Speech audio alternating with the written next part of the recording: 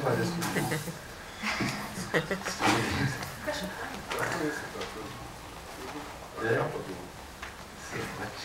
Bem, gente, muito obrigado pela presença, terem vindo aqui em Belo Horizonte para falar desse assunto, que é um assunto que, creio eu, que vamos falar muito aí durante o tempo, né? Daqui para frente, tomara que sim. Eu queria pedir a Karine para falar um pouquinho primeiro do livro, antes da gente entrar no tema, posto que foi a senhora que foi quase demitida da sua editora por isso, né? Mais ou menos. Então, bom, primeiro, a gente se conhece há um tempo já, o Afonso e eu já participei do Sempre um Papo aqui numa ocasião, falando sobre a economia da cultura, foi super bacana.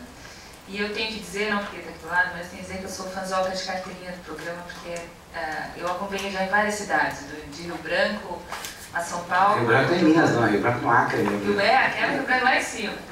E é muito bacana, porque a gente sempre vê um nível de profissionalização, de engajamento, a novidade dos temas. E eu acho que é justamente isso que a gente está trazendo aqui, né? Um tema que, de fato, daqui a pouco vai virar bola da vez.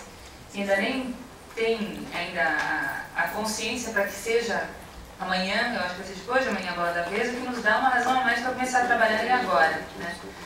E cidades criativas, e daí a história do livro, começou a se discutir em alguns países, um pouco em paralelo, e tem uma história bacana, e por isso que eu acho que vale fazer esse introito à própria concepção do livro.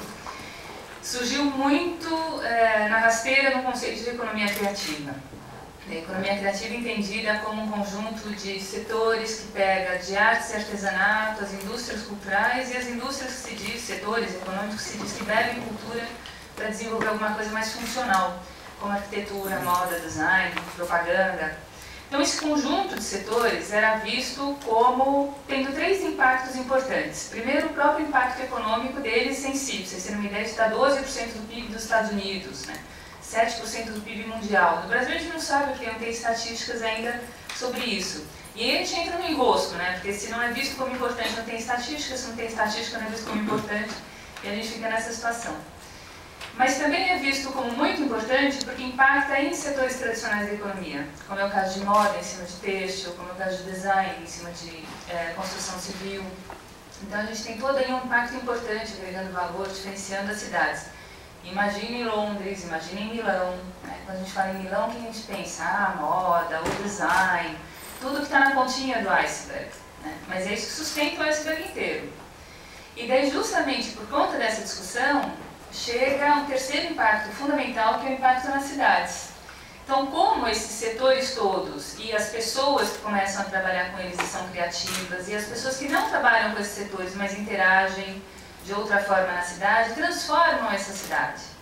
Então a gente fala assim, poxa, mas se isso está sendo discutido no Reino Unido, está sendo discutido nos Estados Unidos, no Canadá e na Espanha, grosso modo, nesses países, o que a gente está fazendo que não está discutindo nos outros cantos do mundo?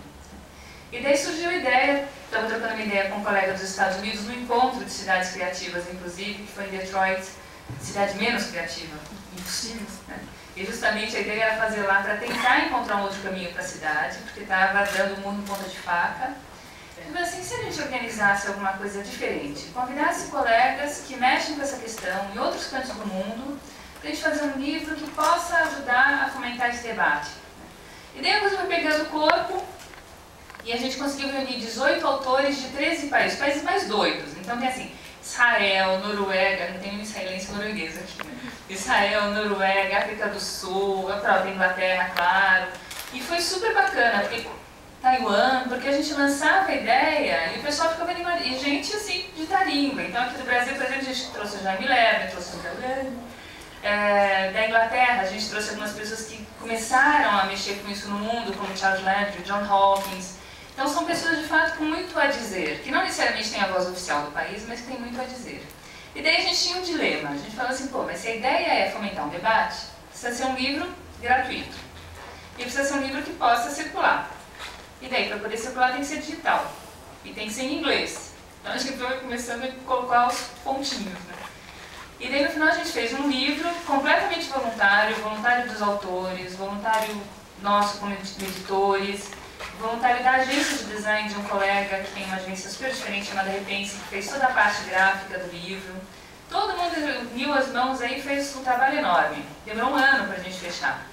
E a gente então está lançando esse livro que está com quase 200 páginas, super ilustrado, ficou lindo, tem uma identidade visual para cada capítulo, eu digo sem modéstia porque quem fez foi a agência, e que traz essas 18 perspectivas sobre o que é, afinal de contas, esse negócio chamado Cidade Criativa. Então é um livro que nasce também com uma inovação de formato, né, em cima de um tema que é pouco discutido, para download gratuito, mas um esforço mundial, que para a gente deu um trabalho cão, mas foi super gratificante. Quando a gente vê o bebê pronto, né, fala assim, ai que delícia, então valeu a pena.